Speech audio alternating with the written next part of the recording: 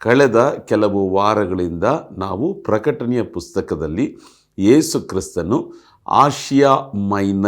ಆಸಿಯಾ ಸೀಮೆಯಲ್ಲಿರುವಂಥ 7 ಸಭೆಗಳಿಗೆ ಬರೆದಂಥ ಪತ್ರಿಕೆಯನ್ನು ಧ್ಯಾನಿಸಲು ನಾವು ಪ್ರಾರಂಭಿಸಿದ್ದೇವೆ.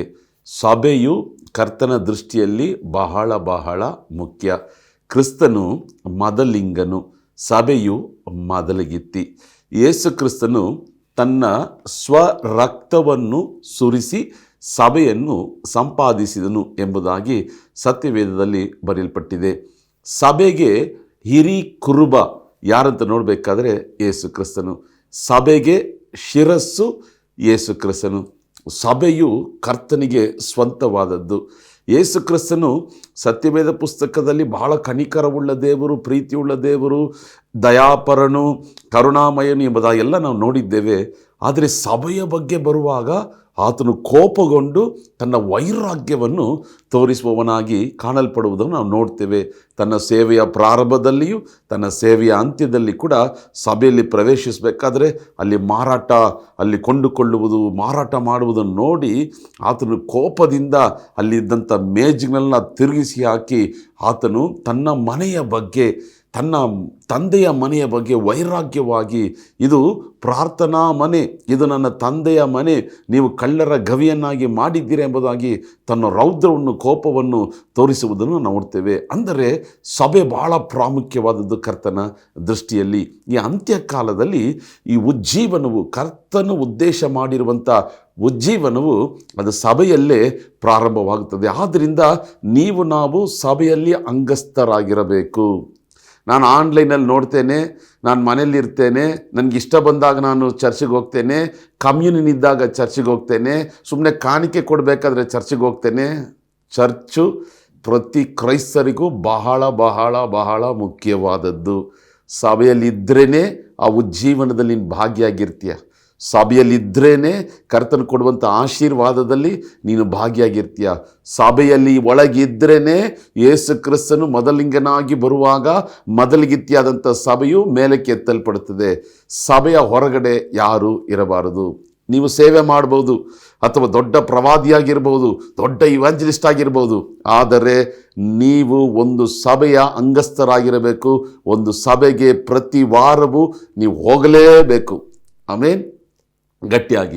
ಆದ್ದರಿಂದ 2000 ವರ್ಷಗಳ ಹಿಂದೆ ಯೋಹಾನನು ಪತ್ಮೋಸ್ ದ್ವೀಪದಲ್ಲಿ ಆತನ ಒಂಟಿಯಾಗಿ ಏಕಾಂತವಾಗಿ ಸೆರೆ ಕೈದಿಯಾಗಿದ್ದಾಗ ಯೇಸು ಕ್ರಿಸ್ತನ ದರ್ಶನವನ್ನು ಕೊಟ್ಟು ಈ ರೀತಿಯಾಗಿ 7 ಸಭೆ, ಈಗ 7 ಸಭೆಗಳಿರುವಂಥ ಜಾಗ ನ್ಯೂ ಟರ್ಕಿನಲ್ಲಿದೆ. ಬೈಬಲಲ್ಲಿರುವಂಥ ಪ್ರತಿಯೊಂದು ಕಾರ್ಯಗಳು ನೋಡಬೇಕಾದ್ರೆ ಹಿಸ್ಟಾರಿಕಲ್ ಆಗಿ, ಜಾಗ್ರಫಿಕಲ್ ಆಗಿ, ಆ ಕಾಲ ಟೈಮ್ಲೈನ್ ನೋಡಬೇಕಾದ್ರೆ ಎಲ್ಲವೂ ಸರಿಯಾಗಿದೆ. ಪ್ರಿಯರಾದವರೇ, ಎಲ್ಲದಕ್ಕೂ ಇವತ್ತು ಆಧಾರ ಇದೆ. ಐಗುಪ್ತ ದೇಶ ಬರೆಯಲ್ಪಟ್ಟಿದೆ, ಇವತ್ತು ಐಗುಪ್ತ ದೇಶ ಇದೆ.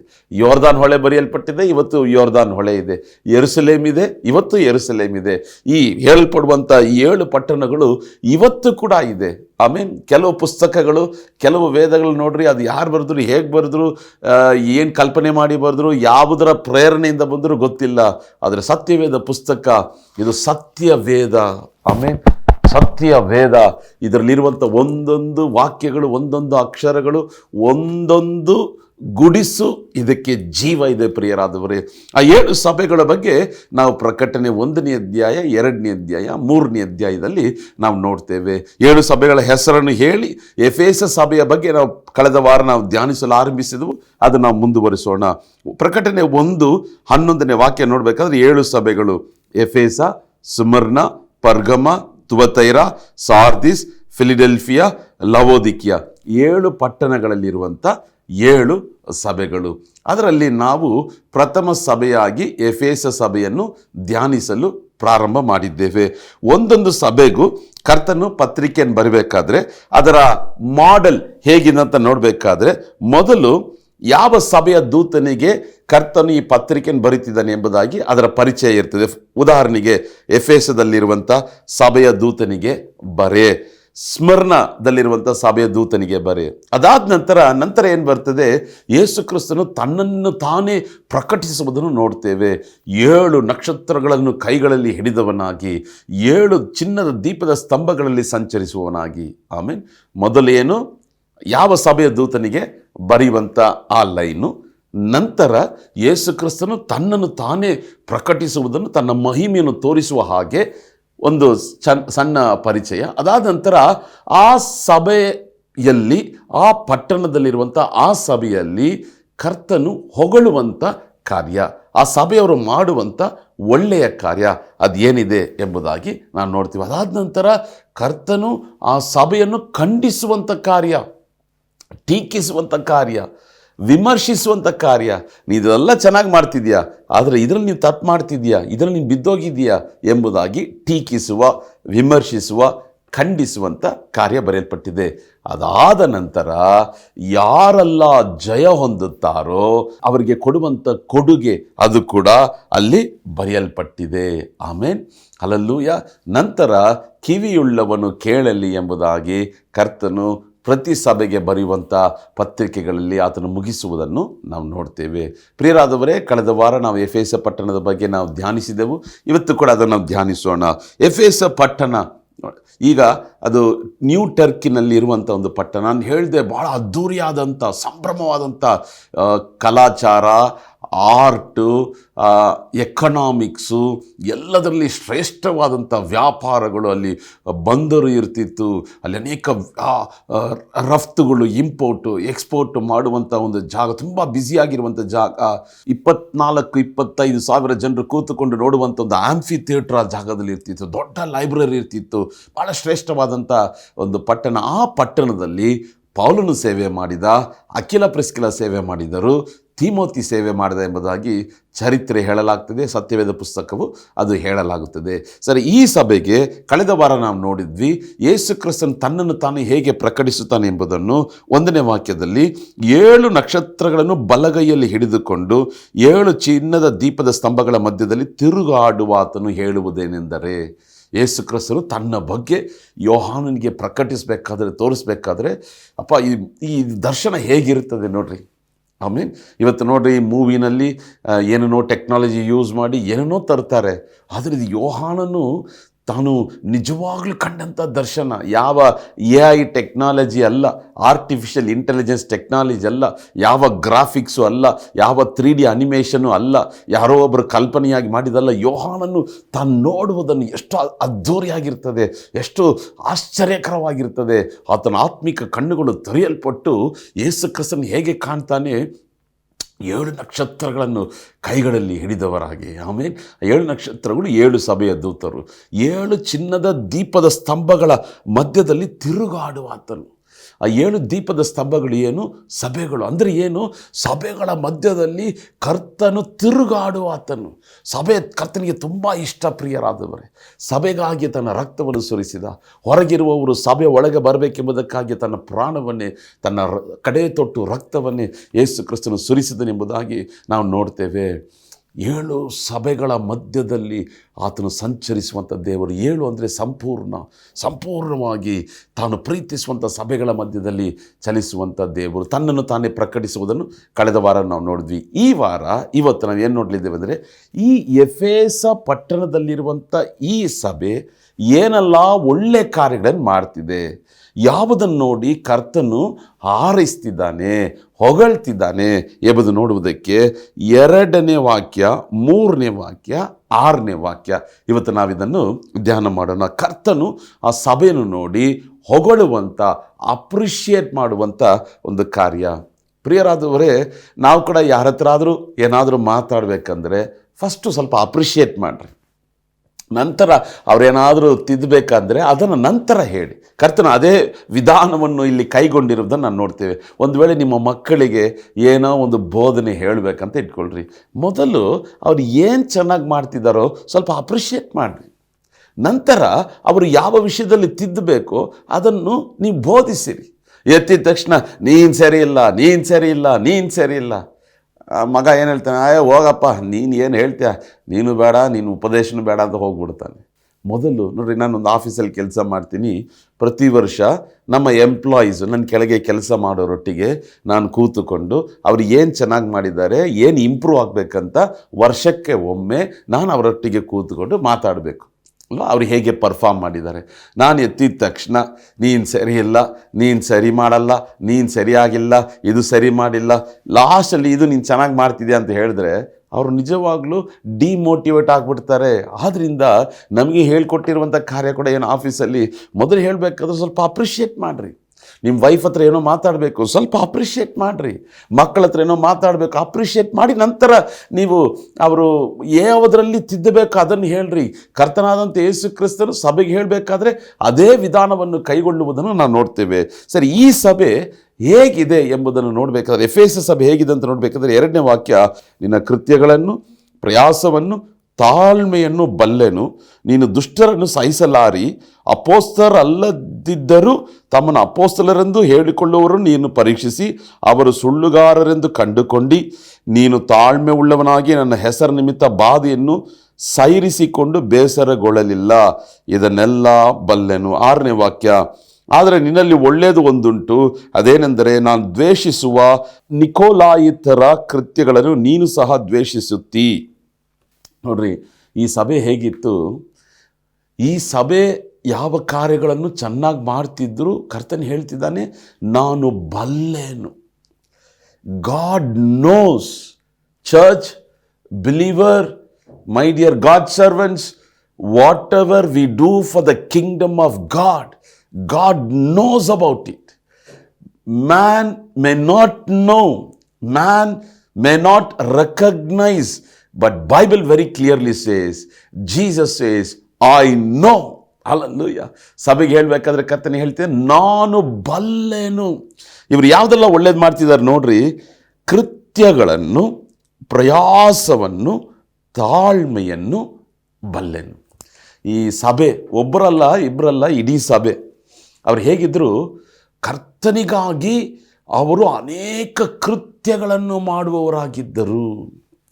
ಒಂದು ವೇಳೆ ಅನೇಕ ಸುವಾರ್ತೆ ಕೂಟಗಳು, ಅನೇಕ ವಿಧವಾದಂಥ ಕರಪತ್ರಿಕೆಯನ್ನು ವಿತರಿಸುವಂಥ ಕಾರ್ಯಗಳು, ಕರ್ತನಿಗಾಗಿ ಹೇರಾಳವಾದಂಥ ಕಾರ್ಯಗಳನ್ನು ಪ್ರಾರ್ಥನೆಯಲ್ಲಿ ನಿರತರಾಗಿದ್ದು ಮಾಡುವಂಥ ಕಾರ್ಯಗಳು, ಬಡವರಿಗೆ ಸಹಾಯ ಮಾಡುವಂಥ ಕಾರ್ಯಗಳು, ಒಳ್ಳೆ ಸಮಾರ್ಯನ ಆ ಸೇವೆಯ ನಿಮಿತ್ತವಾಗಿ ಅಗತ್ಯದಲ್ಲಿರುವವರಿಗೆ ಅವರನ್ನು ಹೋಗಿ ಸಂಧಿಸಿ ಮಾಡುವಂಥ ಕಾರ್ಯಗಳು, ಸೆರೆಮನೆಯಲ್ಲಿ ಹೋಗಿ ಇರುವವರನ್ನು ಹೋಗಿ ಸಂಧಿಸುವಂಥ ಕಾರ್ಯಗಳು, ಯೇಸು ಕ್ರಿಸ್ತನು ನಾವು ಯಾವ್ಯಾವ ಕೃತ್ಯಗಳನ್ನು ಇತರರಿಗೆ ಮಾಡಬೇಕೆಂಬುದಾಗಿ ಹೇಳಿದನು ಅದನ್ನೆಲ್ಲ ಮಾಡುವಂಥ ಕಾರ್ಯಗಳು, ವ್ಯಾಧಿಸ್ಥರನ್ನು ಸಂಧಿಸಿ ವ್ಯಾಧಿಸ್ಥರಿಗಾಗಿ ಪ್ರಾರ್ಥನೆ ಮಾಡುವಂಥ ಕಾರ್ಯಗಳು, ಬಡವರಿಗೆ ಹೋಗಿ ಶುಭ ವರ್ತಮಾನವನ್ನು ಸಾರುವಂಥ ಕಾರ್ಯಗಳು, ಎಲ್ಲ ಕೃತ್ಯಗಳು ಎಫೆಸ ಪಟ್ಟಣದ ಸಭೆಯಲ್ಲಿ ಇತ್ತು.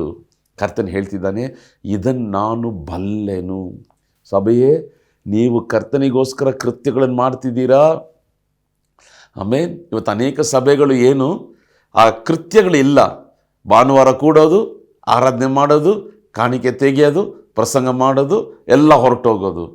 ಮತ್ತು ಸೋಮವಾರದಿಂದ ಶನಿವಾರದ ತನಕ ವಿಶ್ವಾಸಿಗಳಿಗೂ ಸಭೆಗೂ ಸಂಬಂಧನೇ ಇಲ್ಲ.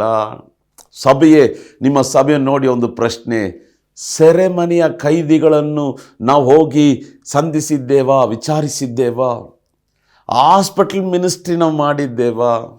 ಅಥವಾ ಬಡವರಿಗೆ ಶುಭ ವರ್ತಮಾನವನ್ನು ನಾವು ಮಾಡಿದ್ದೇವಾ? ಬೀದಿಯಲ್ಲಿರುವಂಥ ಬಡವರಿಗೆ ಒಂದು ವೇಳೆ ಆಹಾರವನ್ನಾದರೂ ನಾವು ಕೊಟ್ಟಿದ್ದೇವಾ?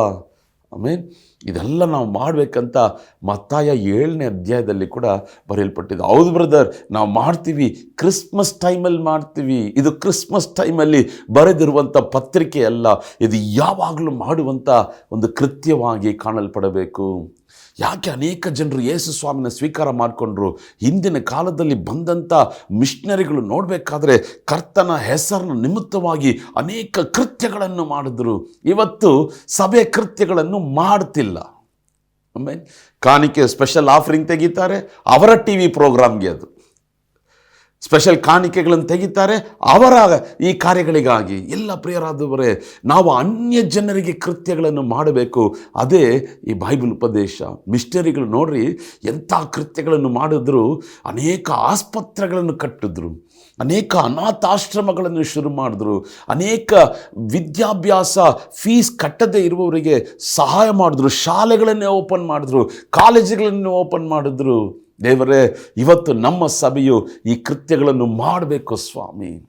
Hallelujah, hallelujah. ಯಾಕೆ ಸಭೆಯಲ್ಲಿರುವಂಥ ಯವನಸ್ಥರು ಒಂದು ರಕ್ತದಾನ ಒಂದು ಒಂದು ಒಂದು ಕ್ಯಾಂಪನ್ನು ಆರ್ಗನೈಸ್ ಮಾಡಬಾರ್ದು? ಎಲ್ಲಿದ್ದಾರೆ ಇವತ್ತು? ಇದೆಲ್ಲ ಇಲ್ವಲ್ಲ? ಸಭೆಯ ಯುವಕರು ಏನು ಕೃತ್ಯಗಳನ್ನು ನಾವು ಮಾಡ್ತಿದ್ದೇವೆ?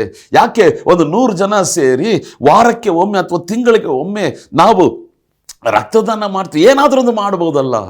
ಬಡವರಿಗೆ ಸಹಾಯ ಮಾಡ್ತೇವೆ, ಸೆರೆಮನೆಯಲ್ಲಿರುವಂಥ ಕೈದಿಗಳನ್ನು ನಾವು ಸಂಧಿಸ್ತೇವೆ, ಬಟ್ಟೆಗಳನ್ನು ಕೊಡ್ತೇವೆ, ಬೀದಿಲಿಯವರಿಗೆ ಆಹಾರವನ್ನು ಕೊಡ್ತೇವೆ. ಇದು ಸಭೆಯಾಗಿರುವಂಥ ನಾವು ಮಾಡುವಂಥ ಕೃತ್ಯಗಳು. ಇದನ್ನು ನಾವು ಮಾಡಿದರೆ ಕರ್ತನು ಹೇಳ್ತಿದ್ದಾನೆ, ನಿನ್ನ ಕೃತ್ಯಗಳನ್ನು ನಾನು ಬಲ್ಲೆನು. ಎಫೆಸ ಪಟ್ಟಣದವರು ಒಂದು ವೇಳೆ ಇದನ್ನೆಲ್ಲ ಮಾಡಿರಬಹುದು. ಆದ್ದರಿಂದ ಕರ್ತನು ಹೇಳ್ತಿದ್ದಾನೆ, ನಾನು ಇದನ್ನು ಬಲ್ಲೆನು. ಹೊಗಳ್ತಿದ್ದಾನೆ.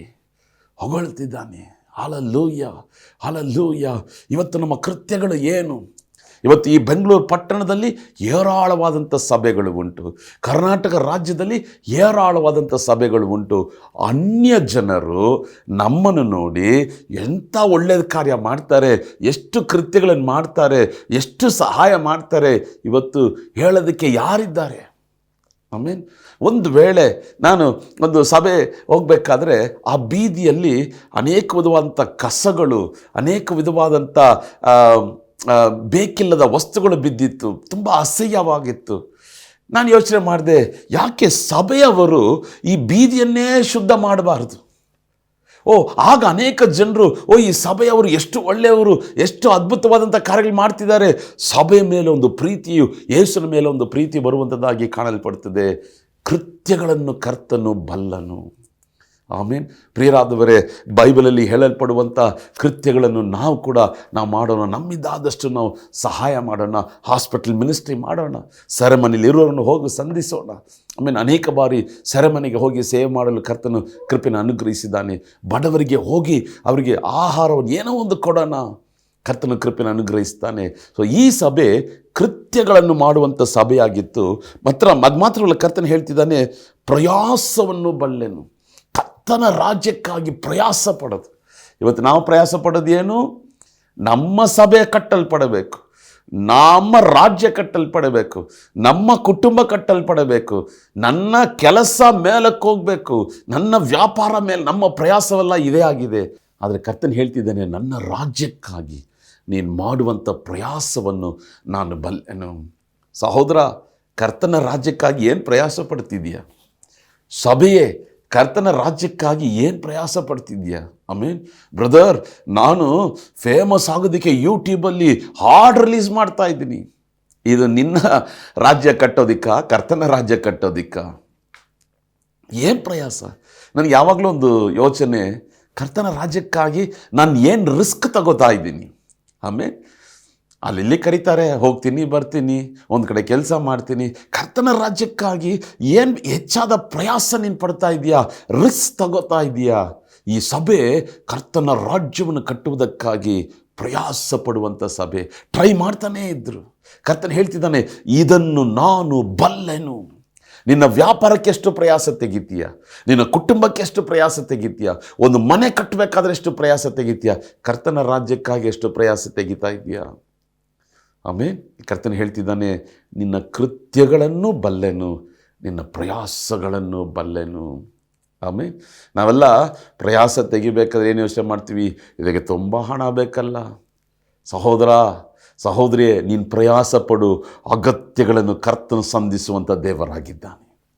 ಹಲ್ಲೆಲೂಯ. ಎಲ್ಲ ಯೋಚನೆ ಮಾಡೋದೇನು? ಸಭೆ ಇವತ್ತು ನಾನೊಂದು ಸುವಾರ್ತೆ ಕೂಟ ನಡೆಸಬೇಕಾದ್ರೂ ಹಣ ಬೇಕಲ್ಲ. ಪ್ರಯಾಸ ಪಡು, ಚಿಕ್ಕದಾಗಿ ಶುರು ಮಾಡು. ಕರ್ತನದನ್ನು ಆಶೀರ್ವದಿಸ್ತಾನೆ. ಸ್ವಲ್ಪದಲ್ಲಿ ನಮ್ಮ ನಂಬಿಗಸ್ತತೆ ನೋಡಿ ಕರ್ತನು ಅನೇಕ ಕಾರ್ಯದಲ್ಲಿ ಮೇಲಕ್ಕೆತ್ತುವಂಥ ದೇವರಾಗಿದ್ದಾನೆ. ಈ ಸಭೆಯ ಕೃತ್ಯಗಳನ್ನು, ಪ್ರಯಾಸವನ್ನು ಕರ್ತನು ಬಲ್ಲೆನು, ಹೊಗಳ್ತಾನೆ. ಅದು ಮಾತ್ರವಲ್ಲ, ಅವರು ತಾಳ್ಮೆಯಿಂದ ಇದ್ದರಂತೆ. ಏನು? ತಾಳ್ಮೆ. ನೋಡ್ರಿ, ಒಬ್ಬ ಮನುಷ್ಯನ ನೋಡಿದ ತಕ್ಷಣ, ಆ ಸಭೆಯನ್ನು ನೋಡಿದ ತಕ್ಷಣ ಕರ್ತನ ನೋಡ್ತಿದ್ದಾನೆ, ಇವರ ಕೃತ್ಯಗಳು ಸೂಪರ್, ಇವರ ಪ್ರಯಾಸಗಳು ಸೂಪರ್, ಇವರ ತಾಳ್ಮೆ ಸೂಪರ್. ಹೇಗಿದ್ದರು? ತಾಳ್ಮೆ. ಯೇಸು ಕ್ರಿಸ್ತನ ಶಿಲುಬೆಗೆ ಹೊಡಿಬೇಕಾದ್ರೆ ತಾಳ್ಮೆ. ಇವತ್ತು ನಮಗೆ ತಾಳ್ಮೆ ಇದೆಯಾ? ಸಭೆಯಾಗಿರುವಂಥ ನಮಗೆ ತಾಳ್ಮೆ ಇದೆಯಾ? ಕೆಲವರು ಹೇಳ್ತಾರೆ, ಕ್ರೈಸ್ತರೇ, ರಕ್ಷಣೆ ಹೊಂದಿದವ್ರೆ, ನನ್ನ ಯಾವ ಜಾತಿ ಗೊತ್ತಾ, ನನ್ನ ಯಾವ ಭಾಷೆ ಗೊತ್ತಾ, ನನ್ನ ಯಾವ ಊರಿನವನು ಗೊತ್ತಾ, ಅಷ್ಟೇ ತಾಳ್ಮೆನೇ ಇಲ್ಲ. ಆಮೇಲೆ ಅನೇಕರನ್ನು ನಾನು ನೋಡಿ ಅದರೆಲ್ಲ ಅನುಭವದಿಂದ ನಾನು ಹೇಳ್ತಾ ಇದ್ದೀನಿ. ಕೆಲವರಿಗೆ ಒಳ್ಳೆಯವರಾಗಿರ್ಬೇಕಾದ್ರೆ ಒಳ್ಳೆಯವರು, ಆಮೇಲೆ ಹಲ್ಲೆಲೂಯಾ, ನಲ್ಲವನಕ್ಕೆ ನಲ್ಲವನ್ ಅಂದರೆ ಒಳ್ಳೆಯವನಿಗೆ ಒಳ್ಳೆಯವನು, ಕೆಟ್ಟವನಾಗ್ಬಿಟ್ರೆ ನನ್ನ ಮುಖ, ನನ್ನ ಮಾತು ನಿನ್ನಲ್ಲಿ ಇರೋಕ್ಕಾಗಲ್ಲ, ನೀನಿನ್ನೂ ರಕ್ಷಣೆ ಹೊಂದಲಿಲ್ಲ ಆ ಥರ ಹೇಳಿದ್ರೆ. ಒಳ್ಳೆಯವನಿಗೂ ಒಳ್ಳೆಯವನಾಗಿರು, ಕೆಟ್ಟವನಿಗೂ ಒಳ್ಳೆಯವನಾಗಿರು. ಆ ತಾಳ್ಮೆ ಕೊಡು ಸ್ವಾಮಿ. ಶಿಲುಬೆಯ ಮರಣದ ತನಕ ಕ್ರಿಸ್ತನು ತನ್ನನ್ನು ತಗ್ಗಿಸಿದ. ಎಫೆಸ ಪಟ್ಟಣದಲ್ಲಿ ಇದ್ದ ಹಾಗೆ ನಮಗೂ ಆ ತಾಳ್ಮೆಯನ್ನು ಕೊಡು ಸ್ವಾಮಿ. ಈ ಪಟ್ಟಣದವರು ಹೇಗಿದ್ದರು? ತಾಳ್ಮೆಯಿಂದ ಇದ್ದರು. ನಿನ್ನ ಆಫೀಸಲ್ಲಿ ನೀನು ಹೇಗಿರಬೇಕು? ತಾಳ್ಮೆಯಿಂದ ಇರಬೇಕು. ಮನೇಲಿ ಹೇಗಿರಬೇಕು? ತಾಳ್ಮೆಯಿಂದ ಇರಬೇಕು. ನಿನ್ನ ಸೇವೆಯಲ್ಲಿ ಹೇಗಿರಬೇಕು? ತಾಳ್ಮೆಯಿಂದ ಇರಬೇಕು. ಯಾವಾಗ ತಾಳ್ಮೆಯಿಂದ ಇರಬೇಕು? ನಿನ್ನು ರೊಚ್ಚಿಗೆಡಿಸ್ತಾರಲ್ಲ, ನಿನ್ನನ್ನು ಕೋಪ ಬರುವಂತೆ ಮಾತಾಡ್ತಾರಲ್ಲ, ನಿನ್ನನ್ನು ಹೀಯಾಳಿಸ್ತಾರಲ್ಲ, ಅವಮಾನಪಡಿಸಲ್ಲ, ಆ ಸಮಯದಲ್ಲಿ ತಾಳ್ಮೆಯಿಂದ ಇರು. ಆಮೇಲೆ ದೇವರೇ, ಈ ಸಭೆ ತಾಳ್ಮೆದ್ದಂಥ ಸಭೆ, ನಾವು ಕೂಡ ಅದೇ ರೀತಿಯಾಗಿರೋಲ್ಲ. ಯಾಕೆಂದರೆ ಇದನ್ನು ಬಲ್ಲೆನ್ನು. ಈಗ ಒಬ್ಬರು ನೋಡಿದ ತಕ್ಷಣ ಹೇಳ್ತಾ ಇಲ್ಲ, ಇವರು ತುಂಬ ಪ್ರೀತಿ ಉಳ್ಳವರು. ಆ ರೀತಿಯಾಗಿ ಕರ್ತನ ಈ ಸಭೆಯನ್ನು ನೋಡಿದ ತಕ್ಷಣ ಏನು ಹೇಳ್ತಿದ್ದಾನೆ? ಇವರು ಕೃತ್ಯಗಳು ಮಾಡುವವರು, ಪ್ರಯಾಸವನ್ನು ತೆಗೆಯುವವರು, ಬಹಳ ತಾಳ್ಮೆಯಿಂದ ಇರುವರು. ನೋಡಿದ ತಕ್ಷಣ ಅದನ್ನು ಹೇಳ್ತಾರೆ. ಆಮೇಲೆ ಅದೇ ರೀತಿಯಾಗಿ ನಮ್ಮನ್ನು ಬದಲಾಯಿಸು ಸ್ವಾಮಿ. ನಂತರ ಎಫೆಸ ಪಟ್ಟಣದಲ್ಲಿರುವಂಥ ಸಭೆ ಹೇಗೆ ಇತ್ತು? ದುಷ್ಟರನ್ನು ಸಹಿಸಲಾರಲಿಲ್ಲ. ಆಮೇಲೆ ಹಲ್ಲೆಲೂಯಾ. ದುಷ್ಟರನ್ನು, ನಾವು ಎಲ್ಲ ಪಾಪಿಗಳನ್ನು ಪ್ರೀತಿಸ್ತೇವೆ, ಆದರೆ ಪಾಪವನ್ನು ದ್ವೇಷಿಸ್ತೇವೆ. ಆಮೇಲೆ ನೋಡ್ರಿ, ಒಂದು ದುಷ್ಟತನ ನಡೀತಾ ಇದ್ದರೆ ಸಹಿಸಕ್ಕಾಗ್ತಿಲ್ಲ. ನನಗೂ ಒಂದು ಕುಟುಂಬದಲ್ಲಿ ಒಂದು ಅನ್ಯಾಯ ಮಾಡ್ತಿದ್ದರು. ಒಬ್ಬನಿಗೆ 2ನೇ ಮದುವೆ ಅವರ ತಂದೆ ತಾಯಿಗಳು ಮಾಡ್ತಿದ್ದರು. ಇದು ನನ್ನಿಂದ ಸಹಿಸೋಕ್ಕೆ ಆಗಲಿಲ್ಲ. ನಾನು ನನ್ನನ್ನೇ ಪರೀಕ್ಷಿಸಿ ನೋಡಿದೆ, ನನ್ನನ್ನೇ ಯೋಚನೆ ಮಾಡಿ, ದೇವರೇ ಯೋಚನೆಯೇ ಬೇಡ ಸ್ವಾಮಿ, ಇದೊಂದು ಅನ್ಯಾಯ ನಡೀತಾ ಆದರೆ ಸಹಿಸೋಕ್ಕಾಗಲಿಲ್ಲ. ಆಮೇಲೆ ಈ ಪತ್ರಿಕೆ ನೋಡಬೇಕಾದ್ರೆ ಇದು ಸಭೆಯ ಜನರಲ್ಲಿರುವಂಥ ಒಂದು ಕಾರ್ಯ, ಒಂದು ದೇವರಿಗೆ ಮೆಚ್ಚಿಗಿಲ್ಲದಂಥ ಕಾರ್ಯಗಳು ನಮ್ಮಿಂದ ಸಹಿಸೋಕ್ಕಾಗಲ್ಲ ಅಲ್ವಾ? ಸುಮ್ಮನೆ ಉಗುರು ಬೆಚ್ಚಗೂ ಇಲ್ಲದೆ, ತಣ್ಣಗೂ ಇಲ್ಲದೆ, ಬೆಚ್ಚಗೂ ಇಲ್ಲದೆ ಉಗುರು ಬೆಚ್ಚಗಿದ್ರೆ ಇಲ್ಲ, ನಮ್ಮನ್ನು ಬಾಧಿಸ್ಬೇಕು, ಆಮೇಲೆ ನಮ್ಮನ್ನು ಚುಚ್ಚಬೇಕು, ಒಂದು ಮನವರಿಕೆ ನಮ್ಮಲ್ಲಿ ಉಂಟಾಗಬೇಕು. ಅಂದರೆ ದುಷ್ಟರನ್ನು ಸಹಿಸಕ್ಕಾಗ್ತಾ ಇಲ್ಲ ಅಲ್ವಾ? ಈ ಸಭೆ ಏನು, ಆ ದುಷ್ಟತನವನ್ನು ಸಹಿಸಕ್ಕಾಗ್ತಿಲ್ಲ, ಅವರದನ್ನು ಬಾಧಿಸ್ತಾ ಇತ್ತು. ಅದನ್ನು ಅವರು ಪ್ರಾರ್ಥನೆಯಲ್ಲಿ ಅದನ್ನು ಇಟ್ಟು ಪ್ರಾರ್ಥನೆ ಮಾಡುವವರಾಗಿ ಕಾಣಲ್ಪಟ್ಟರು. ಆಮೇಲೆ ನಿಮಗೂ ಆ ರೀತಿಯಾದಂಥ ಒಂದು ಯೋಚನೆ, ದುಷ್ಟತನವನ್ನು ಸಹಿಸಕ್ಕಾಗಿಲ್ಲ ಅಂದರೆ ಚಿಂತೆ ಪಡಬೇಡ್ರಿ, ಆದರೆ ಅದನ್ನು ಪ್ರಾರ್ಥನೆಯಲ್ಲಿಟ್ಟು ಪ್ರಾರ್ಥಿಸಿರಿ. ಆಮೇಲೆ ಕೆಲವರು ಮಾಡೋದನ್ನು ನೋಡಿ, ಕೆಲವರು ಆರಾಧನೆ ಮಾಡೋದು, ಡ್ಯಾನ್ಸ್ ಆಡೋದು ನೋಡಿದ್ರೆ ಸಹಿಸಕ್ಕಾಗಲ್ಲ. ಕೆಲವರು ಯೇಸುವಿನ ನಾಮದಲ್ಲಿ ಅದ್ಭುತ ಮಾಡ್ತಾನೆ, ಅದು ಮಾಡ್ತಾನೆ, ಇದು ಮಾಡ್ತಾನೆ ಅಂತ ಯೇಸುವಿನ ನಾಮವನ್ನು ಕೆಟ್ಟದಾಗಿ ತೆಗಿಬೇಕಾದ್ರೆ ಸಹಿಸಕ್ಕಾಗಲ್ಲ. ಯಾಕಂದರೆ ಎಫೆಸ ಪಟ್ಟಣದಲ್ಲಿದ್ದಂಥ ಸಭೆಯು ಅದೇ ರೀತಿಯಾಗಿತ್ತು. ನೆಕ್ಸ್ಟು, ಅಪೋಸ್ತಲರಲ್ಲದವರು ತಮ್ಮನ್ನು ಅಪೋಸ್ತಲರೆಂದು ಸುಳ್ಳಾಗಿ ಹೇಳುವುದನ್ನು ಇವರು ಪರೀಕ್ಷಿಸಿ ಅವರು ಸುಳ್ಳುಗಾರರೆಂಬುದಾಗಿ ಕಂಡುಕೊಂಡರು.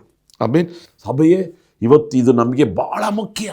ಎಫೆಸ ಪಟ್ಟಣದಲ್ಲಿದ್ದ ಸಭೆಯ ಜನರು ಏನಿದ್ರು, ಕೆಲವರು ಆ ಕಾಲದಲ್ಲೇ ಐ ಆಮ್ ಅಪೋಸ್ತಲ್, ನಾನು ಅಪೋಸ್ತಲ, ನಾನು ಪ್ರವಾದಿ, ನಾನು ಅಭಿಷಕ್ತನು, ಆ ರೀತಿಯಾಗಿ ಹೇಳ್ತಾ ಇದ್ರು. ಆದರೆ ಈ ಸಭೆಯವರು ಅದನ್ನು ಪರೀಕ್ಷಿಸಿ ಇದನ್ನು ಮುಂದಿನ ವಾರ ಕೂಡ ನಾವು ಸ್ವಲ್ಪ ಆಳವಾಗಿ ನೋಡೋಣ. ಅಪೋಸ್ತಲರಲ್ಲದವರು ತಮ್ಮನ್ನು ಅಪೋಸ್ತಲರೆಂದು ಸುಳ್ಳಾಗಿ ಹೇಳಿಕೊಳ್ಳುವಾಗ ಇವರದನ್ನು ನಂಬಲಿಲ್ಲ, ಅದನ್ನು ಪರೀಕ್ಷಿಸಿ ಅದನ್ನು ಕಂಡುಕೊಂಡು ಅವರನ್ನು ದೂರ ಇಟ್ಟರು. ಇವತ್ತು ಅನೇಕ ಜನರಿದ್ದಾರೆ ಬ್ಯಾಂಗ್ಳೂರು ಪಟ್ಟಣದಲ್ಲಿ, ಅನೇಕ ವಾಲ್ ಪೋಸ್ಟರ್ಗಳು, ತಮ್ಮನ್ನು ತಾವೇ ಪ್ರವಾದಿಗಳು ಎಂಬುದಾಗಿ ಹಾಕೊಳ್ಳಲ್ಪಡುವಂಥ ವಾಲ್ ಪೋಸ್ಟರ್ಗಳು. ಇವತ್ತು ಕರ್ನಾಟಕ ರಾಜ್ಯದಲ್ಲಿ ಅನೇಕ ಜನರು ತಮ್ಮನ್ನು ತಾವೇ ಪ್ರವಾದಿಗಳು, ಅಪೋಸ್ತಲರು, ಅಂದರೆ ಅವರ ಸ್ಟೈಲು, ಅವ್ರು ಬರುವಂಥ ಕಾರು, ಅವ್ರು ಹಾಕುವಂಥ ಡ್ರೆಸ್ಸು, ಅವ್ರು ಮಾತಾಡುವಂಥ ಮಾತು ಸಭೆಯೇ ಹೊರಗಡೆ ಎಲ್ಲ ಸೂಪರ್ ಆಗಿರ್ಬೋದು, ಆದರೆ ಅಂತ್ಯ ಕಾಲದಲ್ಲಿ ಕರ್ತ ನಮ್ಗೆ ಹೇಳ್ತಿದ್ದಾನೆ, ಎಫೆಸ ಪಟ್ಟಣದಲ್ಲಿದ್ದಂತಹ ಜನರು ಅದು ಪರೀಕ್ಷಿಸಿದರು. ಬಲದಿಂದ ಪರೀಕ್ಷಿಸಬೇಡ್ರಿ, ಫಲದಿಂದ ಪರೀಕ್ಷಿಸಿರಿ. ಆಮೇನ್. ಬಲ ಫಲ. ಆಮೇನ್. It's not by the power, it's by the fruit. ಹಲ್ಲೆಲೂಯಾ. ಅವರ ಬಲವನ್ನು ನೋಡಬೇಡ್ರಿ, ಅವರ ಫಲವನ್ನು ನೋಡ್ರಿ. ಎಷ್ಟೇ ಅದ್ಭುತ ನಡೀಲಿ, ಎಷ್ಟೇ ಆಶ್ಚರ್ಯಕರವಾದಂಥ ಕಾರ್ಯಗಳು ನಡೀಲಿ, ಅದು ಮುಖ್ಯ ಅಲ್ಲ. ಅವರು ನಿಜವಾದ ಅಪೊಸ್ತಲರ, ಅವರು ಕರ್ತರಿಂದ ಆರಿಸಲ್ಪಟ್ಟವರ, ಅವರ ಮೇಲೆ ಅಭಿಷೇಕ ಇದೆಯಾ, ಅವರ ಉಪದೇಶಗಳು ಸರಿ ಇದೆಯಾ. ಈ ಜನರು ಏನು ಮಾಡ್ತಿದ್ರು, ಅದನ್ನು ಪರೀಕ್ಷಿಸಿದರು. ನೀನು ಪರೀಕ್ಷಿಸಿ ಅವರನ್ನು ಸುಳ್ಳುಗಾರರೆಂದು ಕಂಡುಕೊಂಡೆ. ಅಪೊಸ್ತಲರಂತಲೇ ಬರ್ತಾರೆ, ಆದರೆ ಅವರು ಸುಳ್ಳುಗಾರರು. ಪ್ರವಾದಿ ಅಂತಲೇ ಬರ್ತಾರೆ, ಆದರೆ ಅವರು ಸುಳ್ಳುಗಾರರು. ತಾವೇ ಯೋಚನೆ ಮಾಡಿ ಹೇಳ್ತಾರೆ, ದೇವರ ನಿಜವಾದಂಥ ಸೇವಕರಲ್ಲ. ಇದನ್ನು ಈ ಸಭೆಯವರು ಕಂಡುಕೊಂಡರು. ಅಂತ್ಯಕಾಲದಲ್ಲಿ ನೋಡ್ರಿ, ಎಷ್ಟೋ ಈ ರೀತಿಯಾದಂಥ ಸುಳ್ಳುಗಾರರು ಎದ್ದಿದ್ದಾರೆ. ಸೇವೆಯಲ್ಲಿ ಹಣ ಹಣ ಹಣ ಅಂತ ಕೇಳ್ತಾರಾ? ಅಲ್ಲ, ಹಣ ಆದಾಯ ಮಾಡೋದಲ್ಲ, ಆತ್ಮ ಆದಾಯ ಮಾಡಬೇಕು. ನಿಮ್ಮನ್ನು ಅವರ ಕಡೆಗೆ ಎಳಿತಾ ಇದ್ದಾರಾ? ನನ್ನ ಹತ್ರ ಬಾ, ನಾನು ಪ್ರಾರ್ಥನೆ ಮಾಡ್ತೇನೆ, ನನ್ನ ಹತ್ರ ಬಾ, ನನ್ಗೆ ಯಾವಾಗ ಬೇಕಾದರೂ ಕಾಲ್ ಮಾಡು. ಇಲ್ಲ, ನನ್ನ ಹತ್ರ ಬರಬೇಡ, ನೀನು ದೇವರ ಹತ್ರ ಹೋಗು, ನೀನು ಮೊಣಕಾಲೂರು, ನೀನು ಈ ಸತ್ಯವೇದವನ್ನು ಓದು, ನೀನು ಪ್ರಾರ್ಥಿಸು. ಆ ರೀತಿಯಾದಂಥ ಆಳವಾದ ಸತ್ಯವಾದಂಥ ಸೌಂಡ್ ಡಾಕ್ಟ್ರಿನಲ್ಲಿ ನಡೆಸುವಂಥ ಅಪೊಸ್ತಲರು, ಸೇವಕರು ಈ ದಿನ ಬೇಕಾಗಿದ್ದಾರೆ. ಆಮೇನ್, ಆಮೇನ್. ಇದನ್ನು ಮುಂದಿನ ವಾರ ಕೂಡ ನಾವು ನೋಡೋಣ. ನಾನು ಯೋಚನೆ ಮಾಡ್ತೀನಿ, ಒಂದೊಂದು ಸಭೆಯನ್ನು ನಾವು ಆಳವಾಗಿ ಧ್ಯಾನ ಮಾಡಬೇಕಾದ್ರೆ ಇಡೀ ವರ್ಷ ಇದನ್ನು ನಾವು ಧ್ಯಾನ ಮಾಡ್ತೇವೆ. ಪರವಾಗಿಲ್ಲ, ಸ್ವಲ್ಪ ಆಳವಾಗಿ ನಾವು ಇದನ್ನು ನೋಡೋಣ. ಇದು ಯೂಟ್ಯೂಬ್ನಲ್ಲಿ, ಫೇಸ್ಬುಕ್ಕಲ್ಲಿ ಇರೋದ್ರಿಂದ ಪುನಃ ಪುನಃ ಕೇಳ್ರಿ. ಇದು ಮುಂದಿನ ತಲೆಮಾರಿಗೂ ಇದು ಆಶೀರ್ವಾದವಾಗಿರಲಿ. ಸೊ ಇವತ್ತು ಈ ಸಭೆಯ ಬಗ್ಗೆ ಕರ್ತನು ಹೊಗಳುವಂಥ ಕಾರ್ಯ, ಕೃತ್ಯಗಳನ್ನು, ಪ್ರಯಾಸಗಳನ್ನು, ತಾಳ್ಮೆಯನ್ನು ನಾನು ಕಂಡಿದ್ದೇನೆ. ದುಷ್ಟರನ್ನು ಸಹಿಸಕ್ಕೆ ಆಗಲ್ಲ. ಅದೇ ರೀತಿಯಾಗಿರಿ. ಅದು ಮಾತ್ರವಲ್ಲ, ಪರೀಕ್ಷಿಸಿದರು. ಯಾರನ್ನು? ಅಪೊಸ್ತಲರನ್ನು. ತಾವು ಅಪೊಸ್ತಲ, I am an apostle. Suit ಹಾಕೊಂಡು ಬರ್ತಾರೆ, ಬೂಟ್ ಹಾಕೊಂಡು ಬರ್ತಾರೆ, ಕಣ್ಣು ಮುಚ್ಚಿ ಇಲ್ಲಿ ಈ ಥರ ಇದೆ, ಆ ಥರ ಇದೆ ಅಂತ ಹೇಳ್ತಾರೆ. ಪರೀಕ್ಷಿಸಿರಿ, ಎಲ್ಲರನ್ನು ಸ್ವೀಕಾರ ಮಾಡಿಕೊಳ್ಳ್ರಿ, ಕೊಳ್ಳಬೇಡ್ರಿ. ಇವತ್ತು ಅನೇಕ ಸಭೆಗಳ ವಿಶ್ವಾಸಿಗಳು ಚೆಲ್ಲಾಪಿಲ್ಲಿಯಾಗಿ ಹೋಗಿದ್ದಾರೆ. ಪರೀಕ್ಷಿಸಿರಿ. ಮುಂದಿನ ವಾರ ಈ ಅಂಶವನ್ನು ನಾವು ಇನ್ನೂ ಸ್ವಲ್ಪ ಆಳವಾಗಿ ನಾವು ಧ್ಯಾನ ಮಾಡೋಣ. ಕರ್ತನು ನಿಶ್ಚಯವಾಗಿ ನಮ್ಮೊಟ್ಟಿಗೆ ಮಾತಾಡಿ ನಮ್ಮನ್ನು ಬಲಪಡಿಸುವಂಥ ದೇವರಾಗಿದ್ದಾನೆ. ಅಂತ್ಯಕಾಲದಲ್ಲಿ ರಹಸ್ಯಗಳು ನಮಗೆ ಬಹಳ ಪ್ರಾಮುಖ್ಯ.